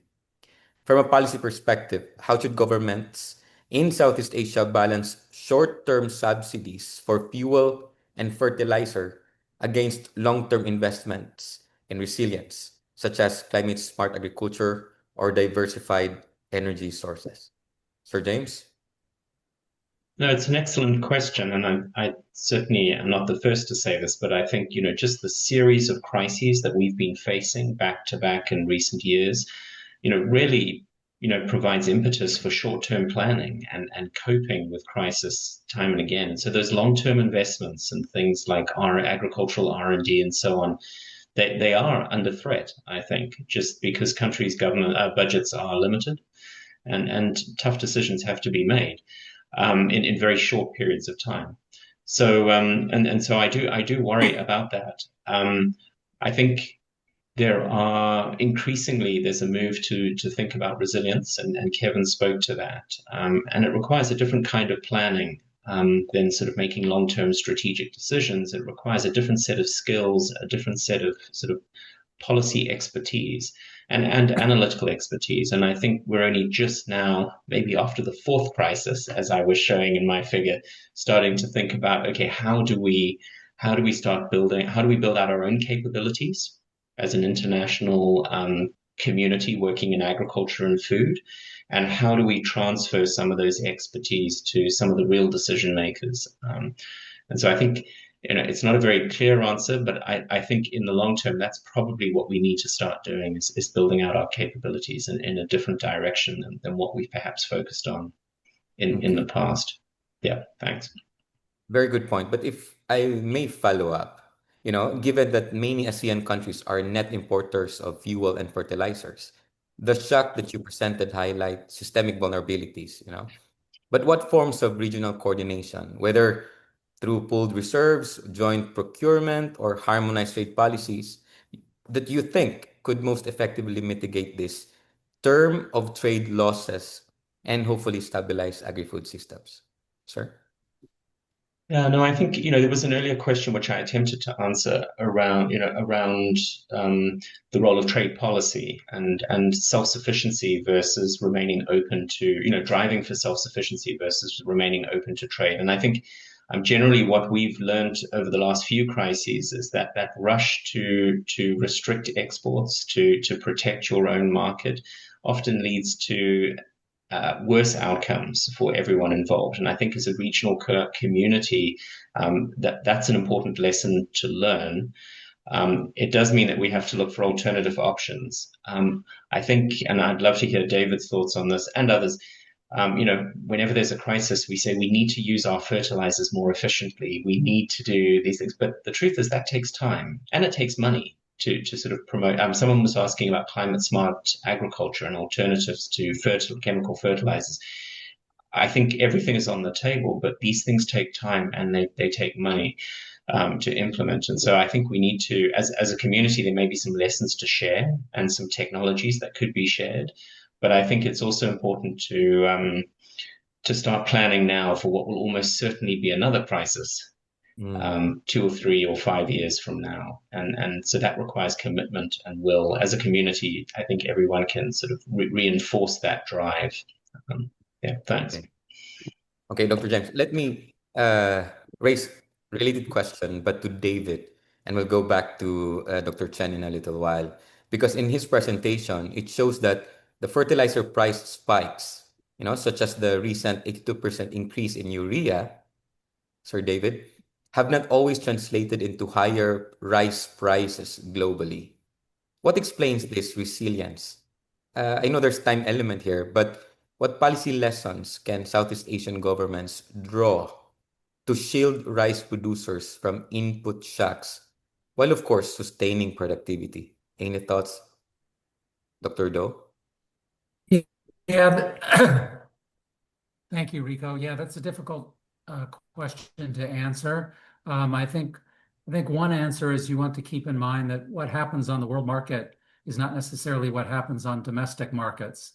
So there are, the Filipino farmers aren't receiving necessarily world prices. So it's possible that when the fertilizer prices go up and they have to pay more, that we see domestic prices rising in the Philippines. That's what's been happening for the last few months in the Philippines, even predating the war. But I think it will depend on the stock levels that happen to be around at that time. It's not necessarily a universal law that it always happens that way.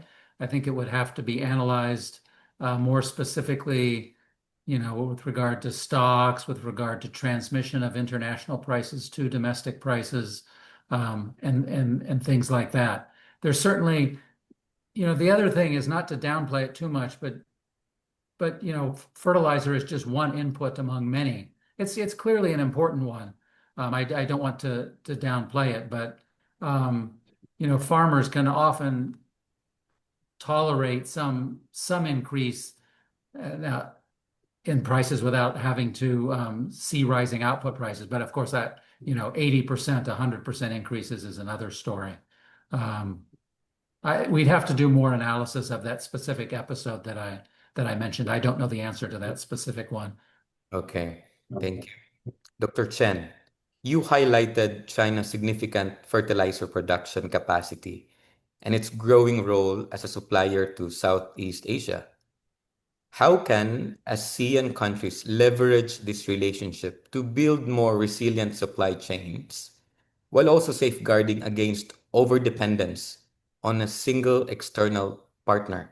Can you share some forms of regional cooperation or joint reserve mechanisms that could balance these risks, sir? Well, I wish I have answer to this very important question, and it's definitely a very important one. And so which I look at this particular issue is again how each individual country can position themselves and to be more resilient in longer run. That means we need to build the resilient system long ago before the crisis happened. That's very important, right?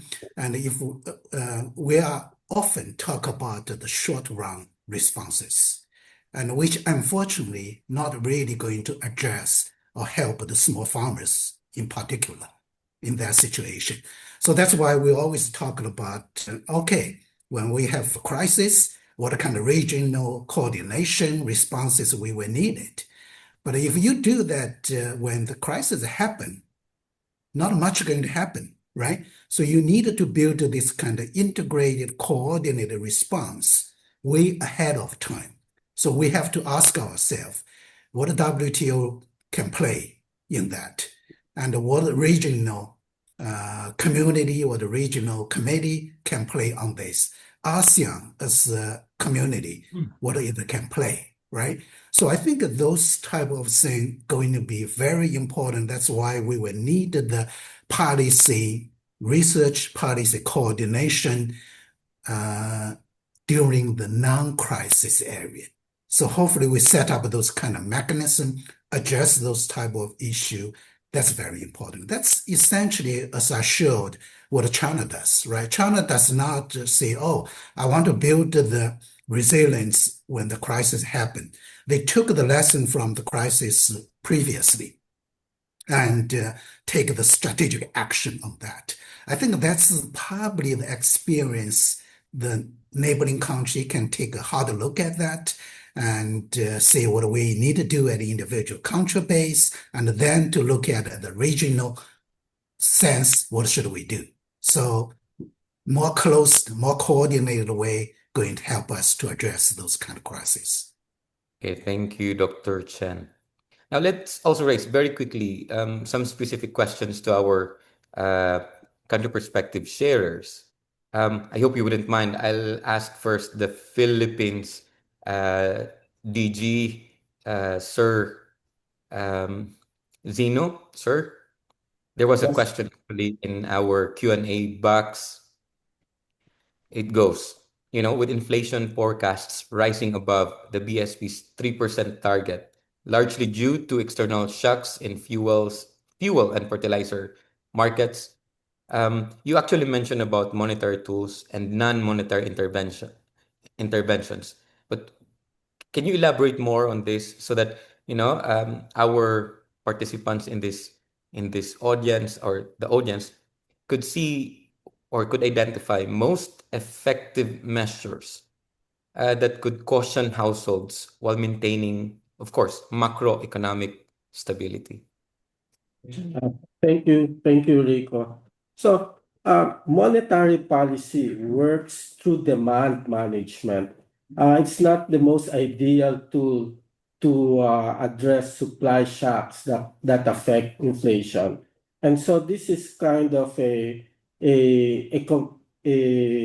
comprehensive approach where the direct measures, the non-monetary or the direct measures, are most effective, and the government will be well placed to address such supply shocks. And of course, there's a debate on the value of, well, not really a debate, but there's a value to having short-term mitigating measures, but at the same time, also planning and having that strategic view to have prepared or to have transformed the economy so that we can anticipate shocks in this more vulnerable environment that we have here right now. So what's the role of monetary policy then? We leave the direct measures to government agencies, Department of Agriculture, Department of Energy, Trade and Industry. But for monetary policy, we want to have a better influence on how these initial shocks becomes more widespread, becomes more embedded into the psyche of households and businesses that could influence wage formation, price setting at some point in the future. If we can contain that spillover effect, then we will be doing our job to ensuring that inflation will have an uptick in the near term, but over the medium term, it could go back to the target. If we lose that influence, if we lose that control, then it will take more actions later on. Interest rates will have to rise much faster and by bigger discrete amounts, and that will be more painful to economic growth. So that's the perspective, the difficult balancing act that central banks facing such large supply shocks and fast supply shocks are facing right now, just like in the Philippines. So that's where we are coming from and where we think we can best be helpful and complement what government is doing in terms of managing the impact of these supply shocks. DG, if you'll allow me another follow-up question, please. But this time it is related to, your very good analysis related to rice prices. As you've said, these are highly salient in shaping Filipino households' inflation expectations, especially among low-income groups. It shows in the data. If you can elaborate, please, a little bit further how should monetary policy and food security policy be better coordinated to ensure that inflation management does not overlook the structural drivers of rice price volatility? I know you elaborated this earlier, but this time more specific to the rice. Your thoughts, please, sir. Yeah, so we've analyzed inflation dynamics in the Philippines. Global shocks, particularly rice and fuel shocks, are very important in the price dynamics. And this one also, we found out that if you look at how people behave, they know what the rice price is at any given time if you ask them. If you ask them about foreign exchange rate, they know exactly what the peso US dollar rate is. So these are very salient prices for us, and it easily goes into their pricing decisions. So we are trying to coordinate with national government really and with other partners on how to temper this price uptick and how to make sure that over the medium term something more effective could be done. What we are seeing right now probably is a reflection of the need to continue the effort to transform this industry, this sector, probably more investments on R&D, on infrastructure, on support to the agriculture. These are the direct measures, long-term measures that could really help them overcome such shocks, frequent shocks, whether big or small shocks to the industry. And for us, we have to make sure that if we see that there's a potential of these initial shocks that could spread to other commodities down the road, to have more spillover effects on wages, wage clamor, or adjustment in transportation, or in setting prices for other commodities, then probably some preemptive measure of monetary policy may complement these direct measures coming from the government.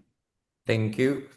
Well, let me move to the cases of India and Vietnam, two major rice producers. First, Dr. Mohanty, very, very quickly, we understand that India is both a major rice producer and exporter, yet it also faces recurring domestic food security pressures. How should India's policy framework balance export ambitions with the need to stabilize domestic rice prices, especially in times of a global shock or shocks like fertilizer and fuel crisis? May we hear your thoughts about Dr. Mohanty?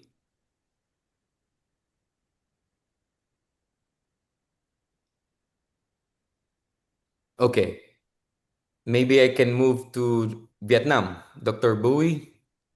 Sir, Dr. Bui, Vietnam, as we all know, is a major rice exporter and plays a critical role in stabilizing supply across Southeast Asia, particularly the Philippines.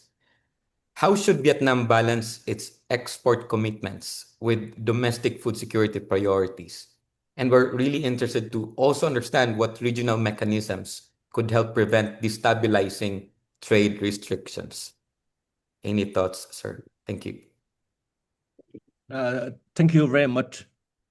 In Vietnam, we have no problem about export and domestic consumption of rice.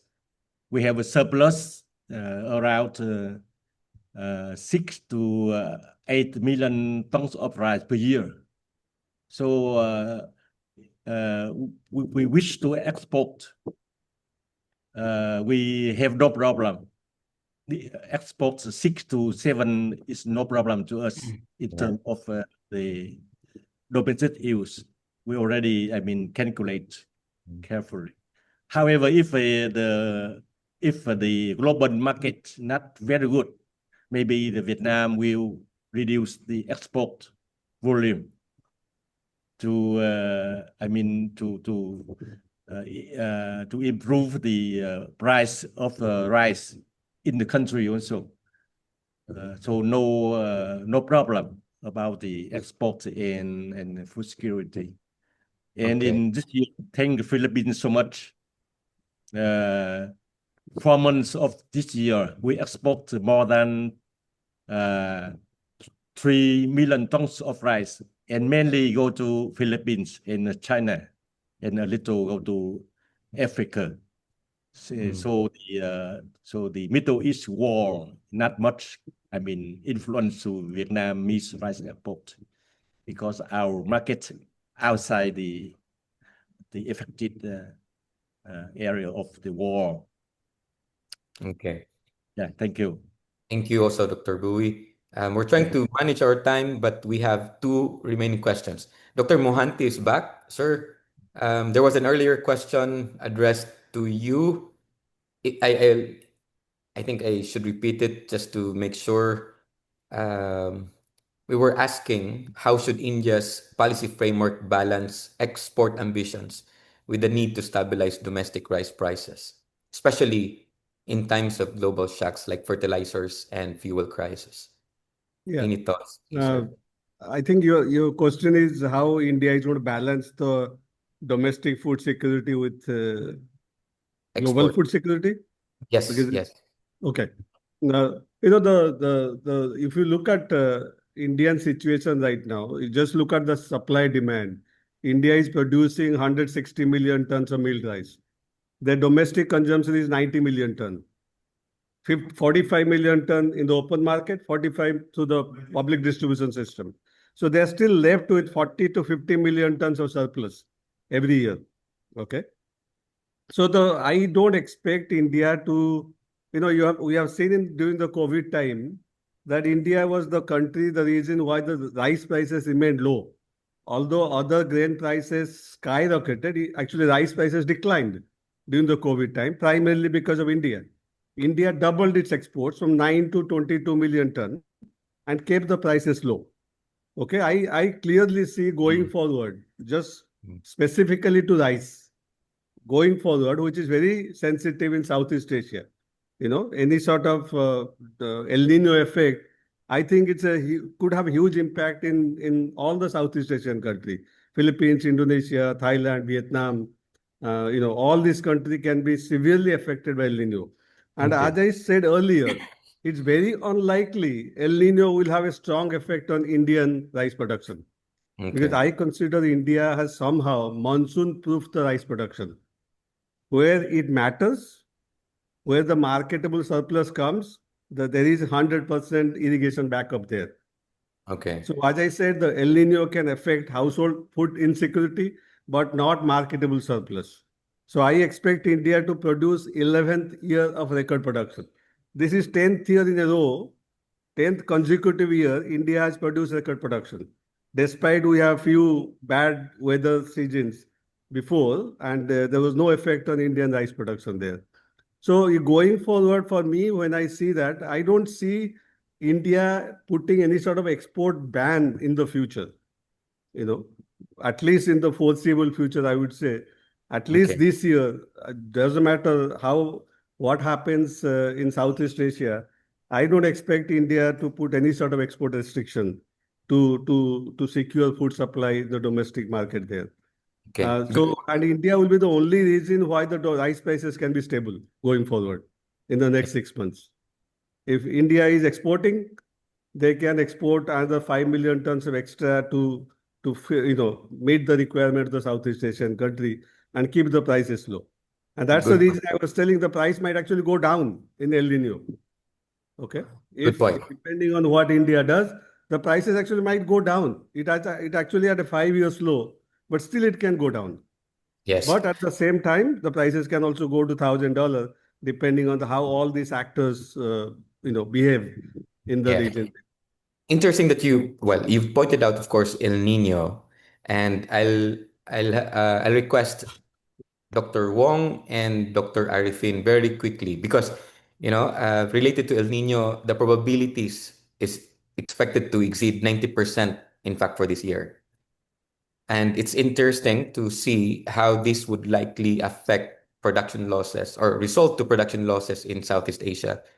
Dr. Wong and Dr. Arifin, if you can share some of your thoughts, please, on proactive policy measures that you think would be necessary as the most urgent measures to be implemented to mitigate economic and food security impacts of a strong El Nino event over and above what we're going through as well.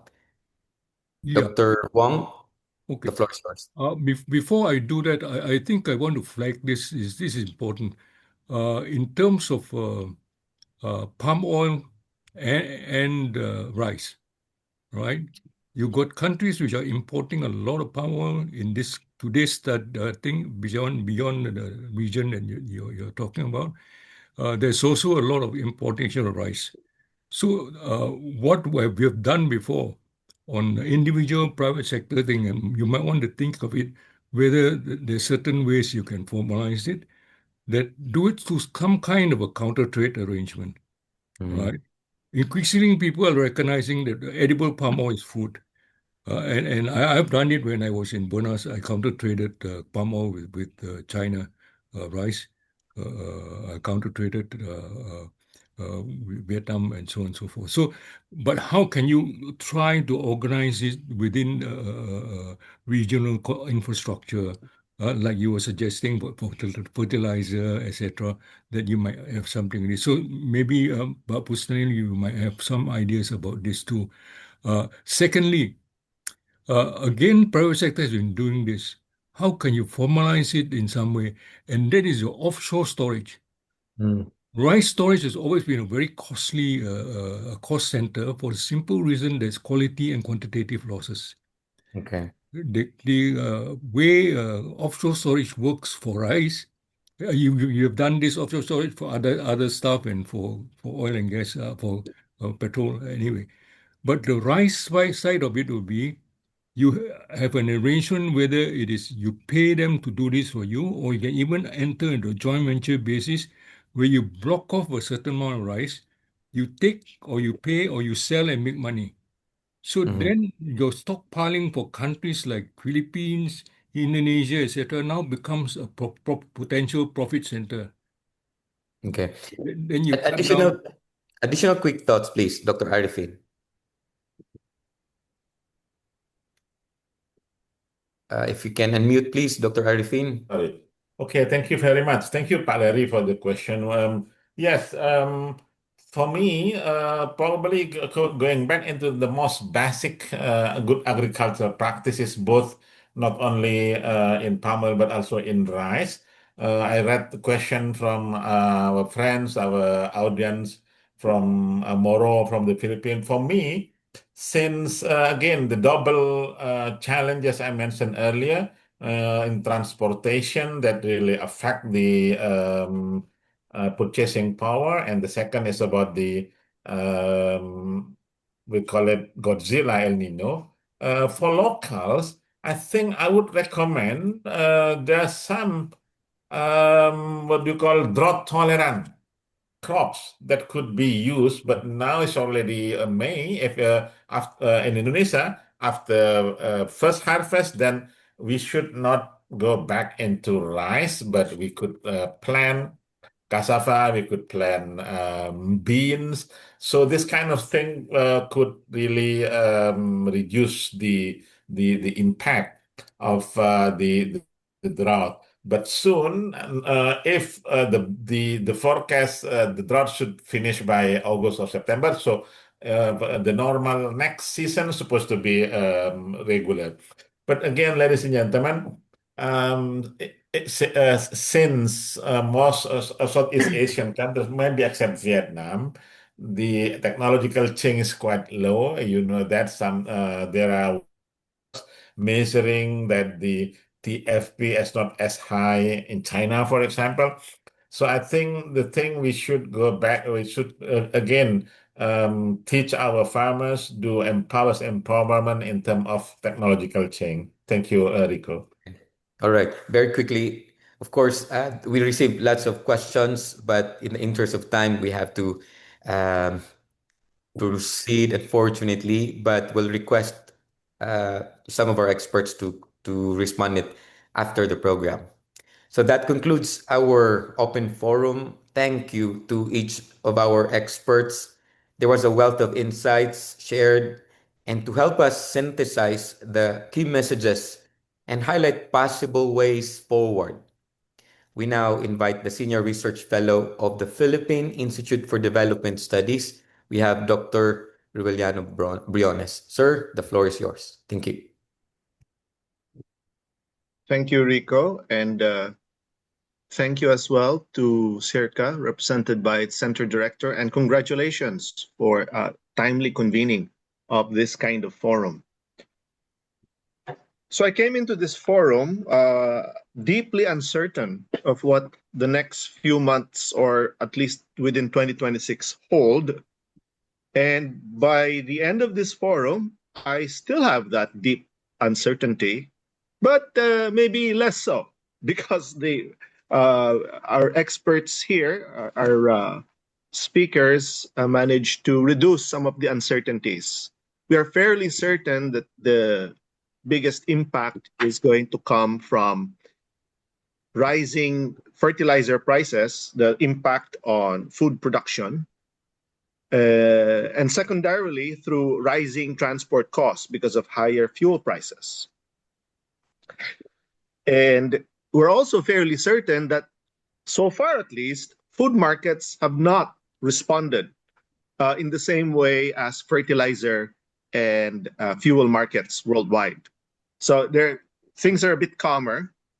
And nonetheless, there have been a variety of country responses to the worldwide crisis that is occurring right now. So we have heard about the deployment of reserves, food reserves in the case of India, and both food and fertilizer reserves in the case of China. Also in the short run, we have also heard macro policy implications. So this was the talk from Philippines, from DG Zeno, to talk about changes in monetary policy, one of the unique adjustments, including Australia. But in common, in the other countries, was the decision of the fiscal authorities to swallow the larger budgetary outlays of increasing subsidies on fuel and fertilizer. So we saw this in India, most prominently in India and in Indonesia. Although I think, well, this is a very short forum we have. I think if we had more time, we would explore the worrisome implications down the line from this effort to absorb those fiscal shocks. And there are also long-term adjustments based on more structural features, which are sources of resiliency, such as the various trade linkages of China. The technology pathways for resiliency, especially the green transition, is also quite remarkable. That even though the crisis has hit fuel, the fact that certain countries, with China leading the way, is well on its way towards renewable energy transition, then this might be less and less salient down the line.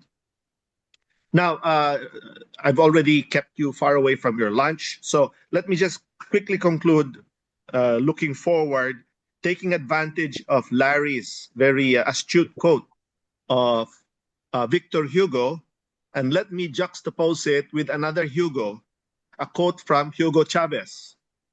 So the full quote from Victor Hugo is, "A day will come when there will be no battlefields, but markets open to commerce and minds open to ideas." Of course, he said it in French, no? And the quote from Hugo Chavez is, "If we need to block imports, we will block them." So two very different visions of the world. One of open trade, open market of ideas. The other, globalization is the enemy. Now, we have modernized in a world that actually, for a century and a half since Victor Hugo said it, or actually almost 2 centuries, they went for his vision of the world. And in fact, we have a crisis now because of the very disruption of that global trade. No, so it was just a war between two countries and a third one, but because of the interrelatedness of our economies, this has affected the world at large. Interestingly enough, there's a temptation, rather than to double down on Victor Hugo's vision of the world, to retreat to Hugo Chavez's vision of the world and become less dependent on global trade and give way to worsening export restrictions and give way to temptation to increase efforts towards self-sufficiency and fragmenting the global trade system. And I'll sound the warning that that's the path towards even worsening crisis. Ladies and gentlemen, let's just stick to the crisis we already have. Thank you. Thank you. That's well thought, Dr. Briones. Maraming salamat. This brings us to the close of today's forum. We hope that the discussions have provided you with valuable insights that you can apply in your respective roles across the agri-food sector. Before we end, we would appreciate hearing from you. Please share your feedback and reflections from this forum by scanning the QR code on your screen or by accessing the link provided in the Zoom chat.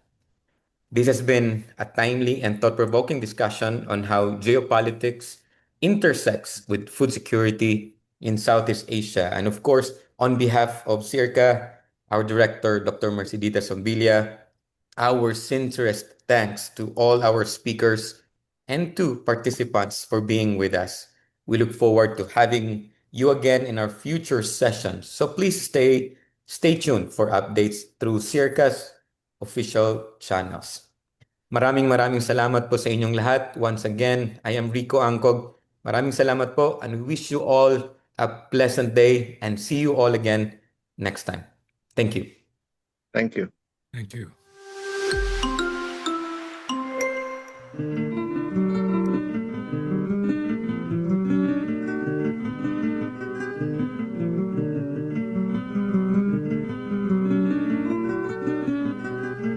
Come, let's build the center that we'd like to be. A place where you and me can work in harmony. Where everyone is proud to serve with dignity. Come, let's make this dream a reality. Fill our hearts and minds with our vision. Let our words below our mission. Leave our values on excellence in work, commitment and unity. Come share the stream for the senior region, extend it to the world throughout generation. Fill our hearts and minds with our vision. Side by side we stand for our mission. Leave our values on excellence in work, commitment and unity. Let's show the world we can. With God close at hand, we will grow together for the better.